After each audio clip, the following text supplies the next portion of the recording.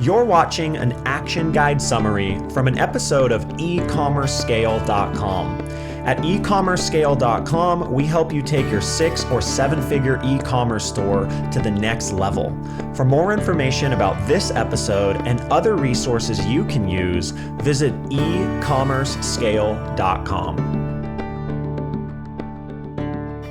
So going back a little bit, you were talking about how you guys built Google Analytics into the chat kind of events you have. So is this something that most chat software has, or is it kind of something you guys custom built just for your guys as an agency in some ways? So a lot of them do have it built in. Live Chat Inc. has it built in. I believe Olark does.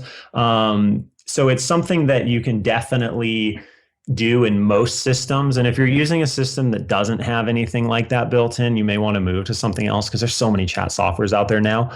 So it wasn't actually crazy complicated for us to build that particular part for what we needed. But that's definitely something, if you're going to start with a live chat software, that's I would want to make sure to have that at least for an e-commerce business. And it's pretty common. Yeah, so where would you see the data? Would it be in like campaigns or? No, it's events. So basically, okay.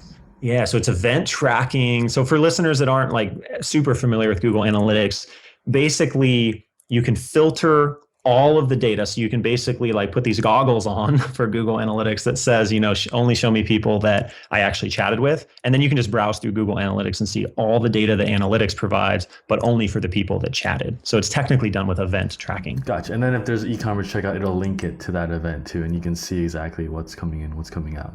Exactly. So we've got some crazy data that we publish on the site. It's all anonymized, obviously, but we track exactly how many dollars are produced for our customers from people that we chatted with. So we've got customers that are paying us, $150 a week, and we're generating them $4,000, $4,500 in revenue per week, and that's only from people that we chatted with. And that doesn't include like phone orders or people that came back later on a different computer. There's a lot of holes in the data.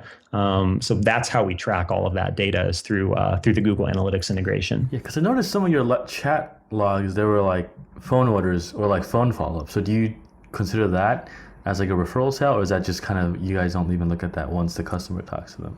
We don't. And honestly, like we don't really know what our cancellation rate is, because the right customers that we work with, like they just don't cancel. The Google Analytics integration is just there. So like if the data is trackable, then we got it. But otherwise, what we've noticed is like we don't need to get too granular to try to make the business case for it, especially like when you look at some of those chat transcripts.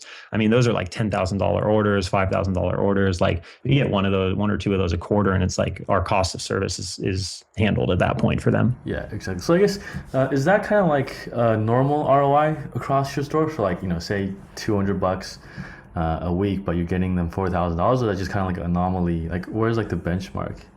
I wouldn't say it's an anomaly. I mean, that one's high. Like it's a high example. It sounds high, which is great. But that's on an average order value of $100. I think that customer's $105. So it's not like they're selling gigantic equipment or something. We've got another one right now on the site, which is $147 a week. And I think it's $2,200 on average. So a little bit lower, but again, average order value of like, I forget the specifics. I think that one's $85. So both of those are fairly typical. What we always see is that visits that we chat with, people that we chat with, convert 3 to 9 times more than visitors that don't chat. So the conversion rate for people we chat with is that much higher. So it all depends on like the quality of your traffic, who you have on the site, and how the site's performing already. But if you have a site that's already producing sales, having the live chat on there, whether it's us or you managing it, is going to produce more results, because it's just, again, it's a better experience for the visitor having somebody there to help, and that is going to produce more sales.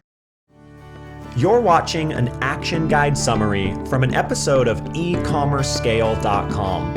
At ecommercescale.com, we help you take your 6 or 7-figure e-commerce store to the next level. For more information about this episode and other resources you can use, visit ecommercescale.com.